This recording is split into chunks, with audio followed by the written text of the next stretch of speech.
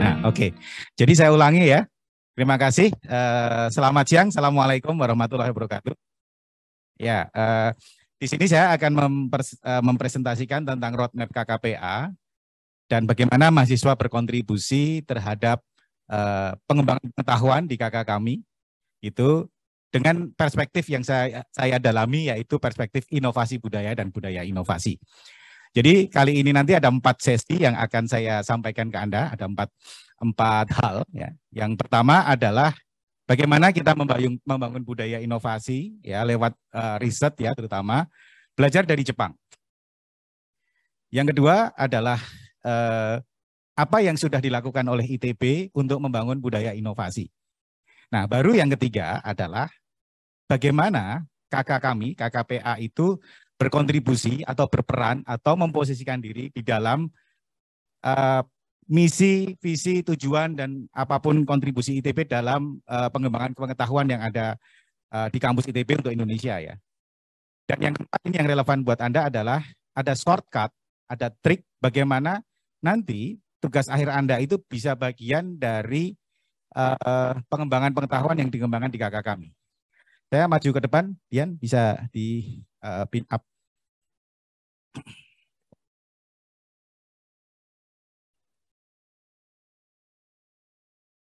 Oke.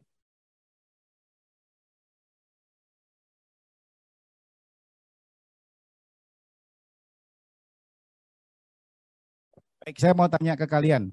Kalau saya jawab mobil listrik, kamu akan jawab apa?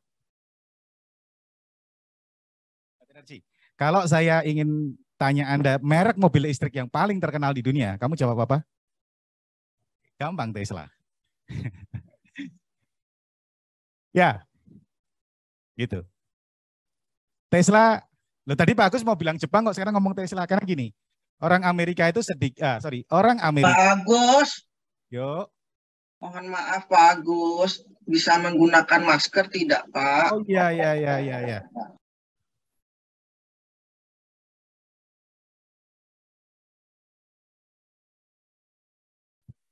Udah, Bu Tina?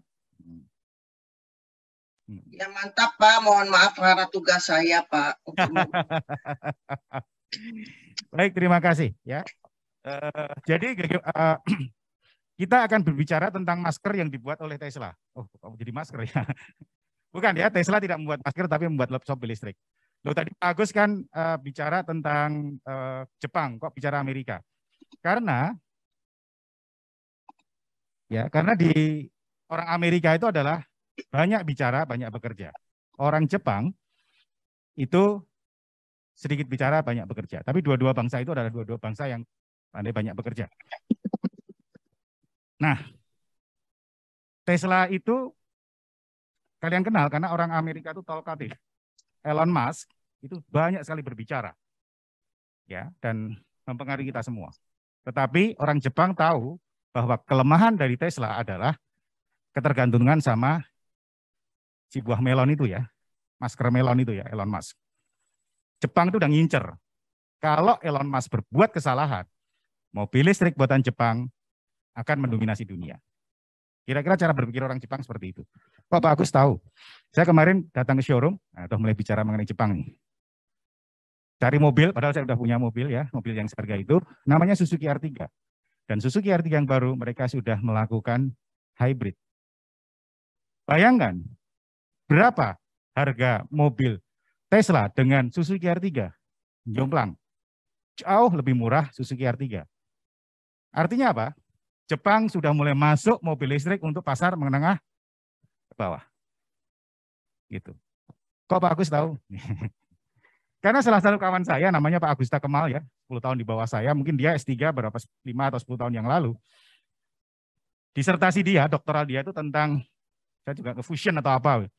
Tapi dia cerita bahwa disertasi dia itu bagian dari pengembangan mobil listrik yang ada di Jepang. Tadi saya bilang apa? Suzuki ya. Kalau dia itu Daihatsu. Jadi sekitar 10 atau 20 tahun yang lalu, Daihatsu sudah punya prototipe mobil listrik, tetapi tidak dijual ke pasar. Gitu. Kok tahu? Ya itu tadi teman saya itu udah menstudi itu, dan hasil riset dia itu bagian dari mobil listrik Daihatsu ya. Itu. Dan tentu harus dicek lagi karena ini semua berdasarkan ngobrol ya. Mungkin saya akan salah mengutip segala macam yang dikembangkan oleh Jepang. Nah, belajar dari Pak Doni, gimana Pak Doni? Hilang kemana tadi? Pak Doni kemana nih? Lewat. Di Jepang itu budaya inovasi ya, atau budaya riset itu sangat tinggi, bahkan sampai ke perguruan tinggi. Ya, kita ketinggalan 100 tahun. Ya, kalau saya berdiskusi bahkan berdebat dengan Pak Pusta Kemal, dosen fisika, adalah sebaiknya budaya perguruan tinggi berjalan sampai kuat, industri jalan kuat. Tapi baru setelah kuat, baru menyatu di atas ya. Tapi yang saya pelajari adalah di Jepang, itu budaya inovasi, riset itu sudah sampai ke perguruan tinggi. Lewat cerita Pak Doni, mahasiswa tugas akhir ke Anda, itu sudah dituntun masuk ke lab. Ya, di lab. Jadi lab itu ada profesor, ada asisten profesor dan segala macam, dan ada mahasiswa S3, S2 yang masing-masing mengerjakan roadmap yang dilakukan oleh lab itu. Yang menarik cerita Pak Doni adalah ketika mahasiswa itu nanti keliling masuk ke lab, pasti ada lab yang favorit, betul ya, dan ada yang tidak. Nah, disitulah etik. Tanggung jawab sensei di sana, profesor di sana adalah kalau dia over kuota, maka si profesor itu harus menyerahkan sebagian mahasiswanya ke lab lain yang lebih sedikit. Sudah menjadi budaya, dan yang diserahkan bukan sisa-sisa, gitu ya. Jadi tentu dengan pertimbangan yang wise gitu, kalau ada satu profesor yang favorit, dia harus membantu profesor lain yang tidak favorit. Karena belum ilmuwan yang dikembangkan oleh profesor yang tidak favorit itu tidak bermanfaat buat Jepang. Segitunya, betul. Ya, segitunya, betul. Bahkan saya mendengar dari Pak Anson bahwa untuk bisnis, saya tadi bicara mobil ya, bagaimana bisnis mobil listrik di Jepang itu berbasis riset yang diperkuat perguruan tinggi negeri, perguruan tinggi di sana. Gitu. Bahkan bisnis di Jepang pun, saya dengar cerita Pak Anson masih ada, mudah-mudahan masih ingat ceritanya ya. Orang bikin kafe itu harus baca jurnal, dan jurnal itu diproduksi oleh lab-lab di Jepang. Kenapa? Karena pengetahuan tentang bisnis kafe, apapun ya, ingredientnya, saingnya, segala macam, sudah diteliti di situ. Kalau orang Jepang bisnis as usual, tentu tidak kompetitif. Kalau orang Jepang bisnis dengan membaca referensi ilmiah, tentu bisnisnya lebih kompetitif. Lalu arsitek apa? Sabar ya, sabar. Ya. Saya loncat sedikit ke Cina. Menurut Pak Dahlan Iskan, kekuatan Cina ada 4. Kekuatan Cina ada 4. Yang pertama adalah buruh, karena dia meniru dari Uni Soviet. Nggak cocok. Kemudian Mao Zedong melakukan revolusi. Kekuatan kedua dari komunis Cina adalah tani, buruh tani. Itu membuat Cina stabil. Buruh dan tani membuat Cina stabil setelah sekian lama terpecah belah oleh perang saudara di dalam mereka itu. The Legend of Three Kingdom, ya. Hero, ya. Apalagi ya? Forbidden Kingdom, itu Sun Gokong. Ya. Kemudian era Deng Xiaoping, Cina mulai kuat dan ingin membuka ke dunia. Kekuatan pilar ketiga dari Cina adalah pengusaha. Pak Jehan cerita Cina itu state capitalism, ya, jadi pengusaha-pengusaha tapi dikendalikan oleh negara.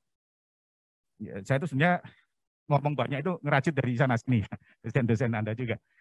Tapi itu tidak membuat Cina jadi negara yang ditakuti di dunia sampai saat ini, sebelum dia bisa mengembangkan kekuatan keempat yang dimulai oleh Deng Xiaoping, dilanjutkan Hu Jintao, dan puncaknya pada Deng Xiaoping, yaitu sains.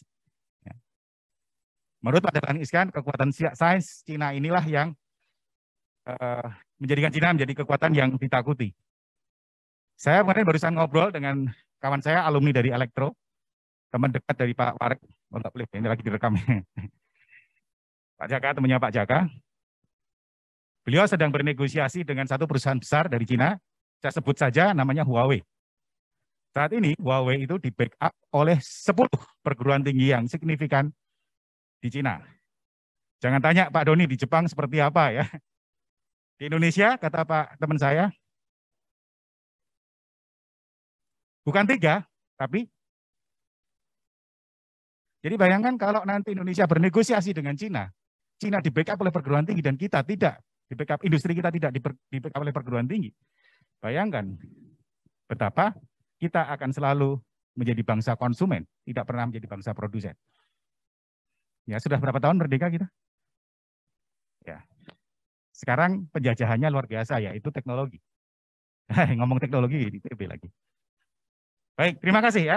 Itu adalah satu tantangan bahwa budaya inovasi di Jepang itu demikian ya. Itu bahkan itu sudah apa tadi saya ceritakan bahwa mahasiswa itu sudah bisa masuk ke labnya dengan masing-masing. Apa yang terjadi di ITB? Yan, tolong statuta ITB disampaikan, ditayangkan di sini. Apakah ITB tidak berbuat sesuatu? Mari kita lihat. Yang tahu kan statuta ITB? Ya, saya juga tidak tahu. Kalau nggak ditugaskan suruh membaca statuta, saya juga tidak tahu. Baru setelah ditugaskan, ternyata luar biasa bagus. Tahun 2013, Presiden Republik Indonesia memerintahkan ITB untuk bikin statuta. Next. Jadi apa yang jadi di Jepang sebenarnya di atas kertas sudah terjadi. ITB memiliki visi dan misi yang menjadi arah dan mengenai ITB. Visi ITB, baca. Kalau saya simpel aja, mestinya anak-anak TA juga menjawab ini dong. Gitu loh. Misi ITB, kita di mana ya? Kita di sini ya kira-kira ya. Oke, jadi TA Anda itu di sini nih. Yang tujuannya adalah Anda. Oke, next. Ini peraturan pemerintah ya. Jadi hukumnya wajib. Oke, next. Pasal berikutnya.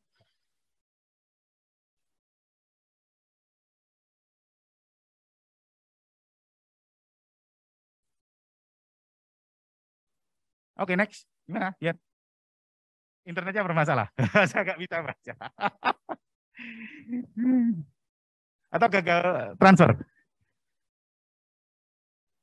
Oh, nge-lag dari Zoom sebentar ya.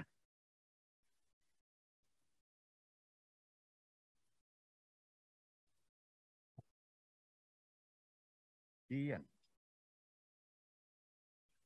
Sorry, Anda sambil menunggu Kak Dian membereskan itu bawa gadget ya. Karena nanti ada sesi terakhir Anda exercise dengan gadget. Tujuan ITB adalah memajukan, mengembangkan. Udah, ya. Masih, oke.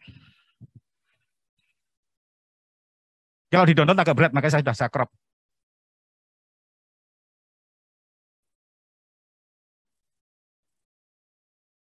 Ya, tujuan ITB adalah memajukan, mengembangkan, menyebarluaskan. Nah, dua teman Anda yang kemarin, dari disebut Pak Doni Isa dan satu lagi George, dengan caranya sendiri, cara yang sebetulnya tidak ilmiah dan agak membahayakan. George itu di-mention banyak orang, waduh karena saking terkenalnya ketika dia bikin penjara gitu. Tapi di sini sebetulnya, kenapa dia banyak di-mention oleh banyak orang? Karena TA dia adalah bagian dari ini. Mencerdaskan kehidupan bangsa setelah dengan dinamika masyarakat serta masyarakat dunia dengan tetap menjunjung tinggi kemajuan sosial dan lingkungan melalui kegiatan Menteri Dharma. Jadi Isa dan George yang begitu viral itu karena TA dia mendudukkan diri adalah masalah bangsa apa yang ingin dia kontribusikan dan dia selesaikan lewat TA. Itu dan George sudah dipanggil Pak Menteri, Pak Yasona, lewat Pak Irjen gitu. George, kenapa? Kalau sudah sama Pak Menteri, lu minta rekomendasi lu S3 di Skandinavia gitu ya. Karena ilmu penjara itu yang paling maju di Skandinavia. Gitu. Jadi, wah, ntar dulu. Lu menteri lah, LPDP kalau udah tanda tangan menteri. Oke, next. Yang ITB menjalankan kegiatan Tridharma Perguruan secara terintegrasi. Ya. Jadi, sebetulnya di atas kertas, keinginan ITB untuk menyatukan penelitian, pendidikan, penelitian, dan pengabdian masyarakat, itu sudah ada. Jadi mestinya, tadi seperti kata Pak Doni dan KKPA, ini hukumnya wajib. Jika Anda, TA-nya, pendidikan, itu bagian dari pengembangan pengetahuan yang ada di KK. Udah ya? Terus. Ya, nomor 1 tuh, integrasi. Jadi nggak bisa lepas sebetulnya kalau lihat dari statuta, peraturan pemerintah ini. Oke, next. Next. Nge-lag ya. Oh, ini. Nah, itu lihat ya nomor 1 itu. ITB merupakan universitas penelitian, research university. Jadi agak aneh ya, kalau desain itu bukan bagi riset, aneh. Ada yang ngomong, desain dan riset itu pisah loh. Universitas penelitian, research university, yang mengembangkan ilmu pengetahuan, teknologi, arsitektur kok nggak ada, arsitektur bagian dari teknologi, ya, seni, ilmu sosial, serta ilmu humaniora, dan yang diakui dunia untuk memajukan dan mewujudkan bangsa yang kuat, bersatu, berdaulat, martabat, dan sejahtera. Kalau George ditanya, apa kontribusimu nomor 1? Saya ingin membantu menyelesaikan masalah penjara yang overloaded. Saya ingin membuat penjara itu benar-benar masyarakat dididik di situ. Jawaban dia sebagai seorang sarjana, mantap sekali. Apa yang sudah kamu kontribusikan buat negara? Ini. Dan seterusnya. Gitu. Oke, next. Habis. Habis ini ya. Oke. Yang sekarang KKPA. Kita lihat ya. Ini udah mulai menegik. Terus saya harus ngapain, Pak? Bagaimana saya bisa ikut dalam proses pengembangan pengetahuan lewat PTA atau lewat kakak kami ya, lewat KKPA nanti dengan Pak Jihan KKPP, Pak Doni KKTP. Cara-caranya mungkin hampir sama. Yang pertama, bukan itu yang dari Pak Asin. Yang dari Pak Asin yang PDF. Belum. Coba. Di grup PTA. Di grup PTA di-download. Yang PDF.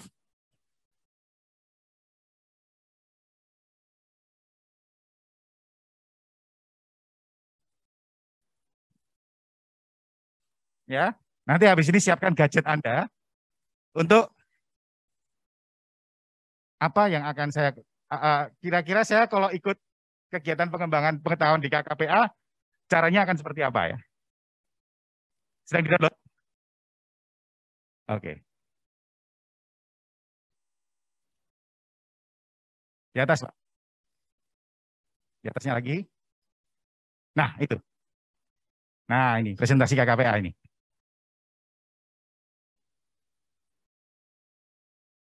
Oke. Terima kasih Pak Doni. Open show in folder. Oke ya. Nanti bisa nah ini adalah kakak kami ya. Ini sebetulnya cara ITB membagi organisasi-organisasi dalam pengembangan pengetahuan. Ada kakak saya, ada kakaknya Pak Jian, ada kakaknya Pak Doni, segala macam. Next. Kita cepat aja, Dian. Ini anggotanya.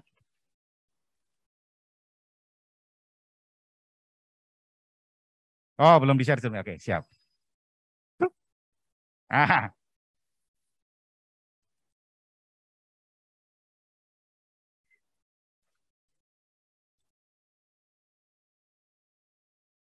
Oke, terima kasih ya.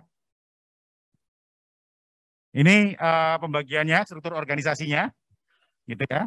Ini dari SAPPK, kemudian ada kakak kita. Nah, ini kakaknya di sini, ada banyak kakak di sini. Kakak saya, ketuanya Pak Profesor Wijaya ya. Terus, nah ini tadi ya, di atas kertas sebetulnya integrasi pendidikan, penelitian, dan pengabdian masyarakat sudah menjadi visi dari SAPPK ITB. Tinggal kita yang menjalankan. Oke, next. Ini kakak perancangan arsitektur. Bisa dibaca sendiri. Terus, Dian. Nah, ini adalah ini ya. Bagaimana pengetahuan itu dibangun ya, mulai dari yang TPB, kemudian pengetahuan dasar desain, kemudian keahlian desain arsitektur sehingga Anda itu harus jadi apa, gitu ya. Ya. Ketika nanti kami persembahkan untuk bangsa ini, kemampuan seperti apa yang dihasilkan oleh Anda untuk ikut serta dari dalam menyelesaikan permasalahan bangsa yang kita hadapi bersama. Oke, next. Ini ya, kemampuan desain arsitektur. Nah, ini sudah biasa, sudah tahu ya, apa. Terus. Nah, ini kakak kami banyak, ya. Itu. Nanti bisa sambil tanya terus, sambil tanya ini nanti gimana Pak, gimana? Oke. Next. Nah, ini adalah roadmap ya. Ini adalah yang sudah diteliti oleh para dosen. Itu nanti ujungnya ingin seperti ini. Saya pikir ini semua SAPPK ya. Kakaknya Pak Jihan, kakaknya Pak Doni juga akan menuju ke arah sini. Ini yang sudah dilakukan ya. Wah, makin lama makin mengerucut. Dian, terus. Nah, ini adalah anggota-anggotanya. Ada 20 ya. 1, 2, 3, dan selanjutnya. Dian, terus kan sampai selesai. Ini ya, kandidat doktor, segala macam. Terus, nah ini riset-riset KKMI, terus. Nah, terus sama nanti bisa diambil, nih ada publikasi 2 tahun terakhir, terus. Ini beberapa karya-karya yang ada, terus. Nih, sayembara, terus. Terus, pokoknya jangan jiper aja dulu, jangan jiper aja.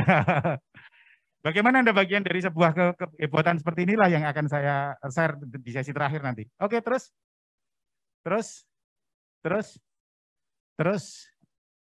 Oh, aduh. Baik, nah, oke. Dian sudah oke untuk ikut simulasi? Sedang panikkah atau kamu sudah bisa? Oke, baik. Sekarang saya ambil gadget Anda. Saya akan memberikan trik dan shortcut untuk bagaimana caranya ikut serta dalam agenda pengembangan pengetahuan di KK kami. Ya, ini caranya kebetulan saya di KKPA, tapi cara ini juga bisa Anda lakukan nanti di KK-nya Pak Jehan, Pak Doni, siapa lagi, Bu Tina nanti ya. Oke, Anda search tolong KKPA ITB. Ya, bisa search ya, lagi loading.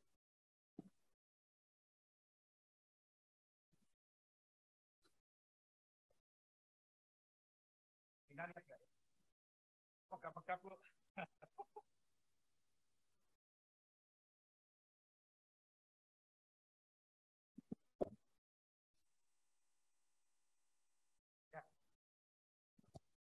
Sebentar ya, benchmark saya Dian. Sudah search? Belum ya, belum ketahuan. Sudah ya, search KKPA, Anda masuk ke websitenya KKPA. Sudah? Nah, makanya di sini tolong Dian search KKPA ITB. KKPA ITB. Nah, enak banget ya.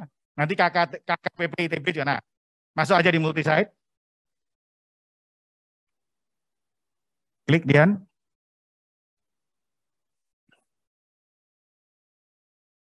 Di apa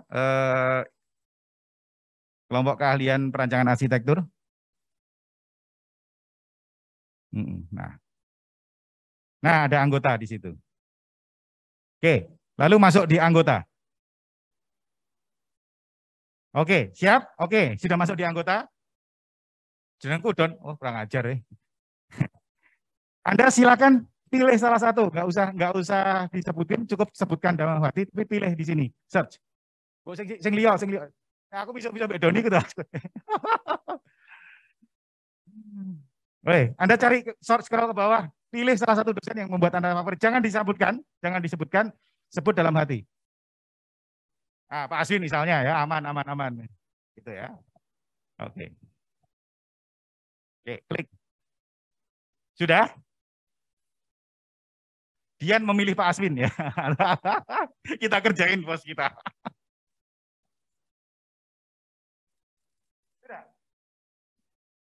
Sudah?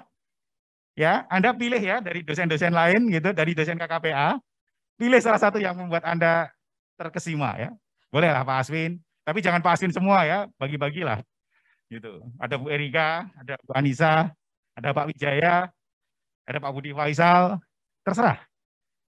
Ya, catat itu dalam hati kalian. Dihafalkan, satu saja dosen KKPA dihafalkan.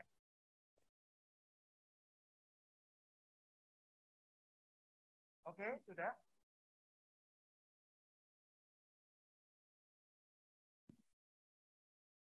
Dian, kalau sudah keluar dari set ini, masuk ke Sinta. Ya, jadi database dosen-dosen kalian seluruh Indonesia sudah masuk secara nasional. Itu adalah ke program Indonesia untuk memajukan bangsa ini lewat riset dan teknologi Sinta. Ini Pak Asep ya. Jangan masuk user login yang di luar user login. Jangan masuk yang user login karena anak-anak nggak punya ya, mahasiswa nggak punya. Oke, sampai di sini ya, sampai Sinta is evolving. Nah, Anda search nama dosen favorit Anda tadi di sini. Agak rumit memang search-nya, tapi Anda search di situ sampai muncul ininya di Sinta. Tadi Pak Doni kan milih Pak Aswin ya. Nah, betul. Agak susah Don. Nah, oke. Betul ya, ini Aswin. Nah, oke. Ke bawah Pak Doni. Gue jadi nyuruh bos nih ke bawah. Kok nggak ada ya ininya? Nah, next. Kok nggak ada ininya, penelitiannya? Atau subjek?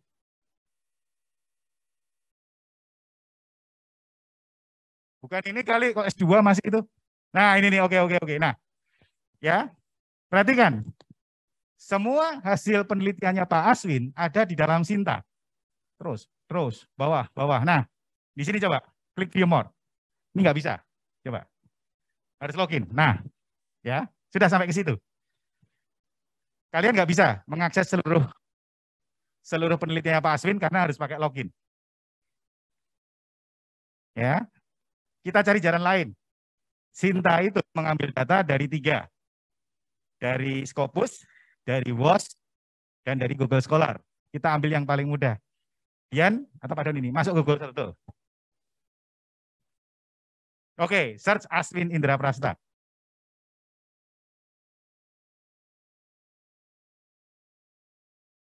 Oke, ya,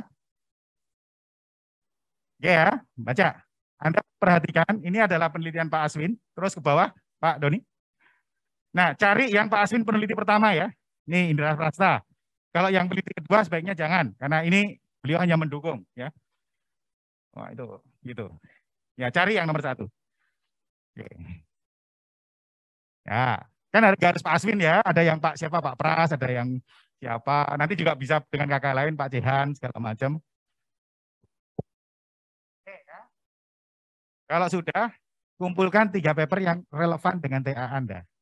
Ini yang paling sulit tadi. Dari paper-paper Pak Aswin, kumpulkan minimal 3 lah. Kenapa 3? Saya suka ganjil. Gitu. Kalau 1 kan kurang, kalau 2 genap. Kalau 4 kebanyakan, 3 aja. Setelah ketemu 3 paper yang menarik dari Pak Aswin atau siapapun dosen tadi yang Anda cari, segera atur pertemuan untuk bertemu beliau. Itu adalah shortcut bagaimana proposal TA Anda akan berkontribusi terhadap kemajuan bangsa ini lewat Institut Teknologi Bandung, lewat kakak kami, kakak perencanaan arsitektur, dan tidak harus lewat kakak kami, nanti didistribusikan, bisa lewat kakaknya Pak Jehan, bisa lewat kakaknya Butina, dan bisa lewat kakaknya Pak Tony. Gitu. Oke, Dian, sudah cukup? Baik, dari saya terima kasih. Cukup Pak Doni. Terima kasih, saya tutup. Assalamualaikum warahmatullahi wabarakatuh.